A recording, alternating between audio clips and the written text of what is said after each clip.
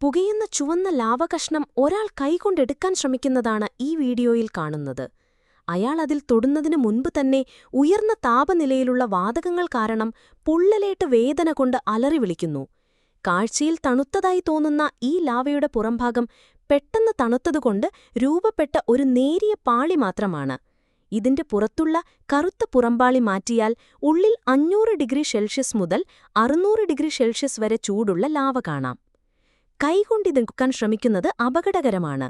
ഒരു ചെറിയ സ്പൂണിലെടുത്ത് വെള്ളത്തിലിട്ടാൽ പോലും 2.5 സെക്കൻഡിനുള്ളിൽ വെള്ളം തിളച്ചു തുടങ്ങും. ലോഹം പോലെ തിളങ്ങുന്ന പ്രതലമുള്ള ലാവയ്ക്ക് ഇതിനേക്കാൾ ചൂട് കൂടുതലായിരിക്കും. അഗ്നിപർവ്വത സ്ഫോടന സമയത്ത് ലാവ ശേഖരിക്കുന്ന ആളുകളെ അഭിനന്ദിക്കാതെ വയ്യ. ഇത്തരം അപകടകരമായ ചുറ്റുപാടുകളിലും ഇവർ വളരെ സ്ഥിരതയോടെയാണ് ജോലി ചെയ്യുന്നത്. ഈ വീഡിയോ അഗ്നിപർവ്വത സ്ഫോടന സമയത്തെടുത്തതാണ്. അഗ്നിപർവ്വതത്തിനുള്ളിലെ വാതകങ്ങൾ പുറത്തേക്ക് പോകുമ്പോൾ വലിയ ശബ്ദത്തോടെ പുകയും ലാവയും പുറത്തേക്ക് വരുന്നത് ഇതിൽ കാണാം.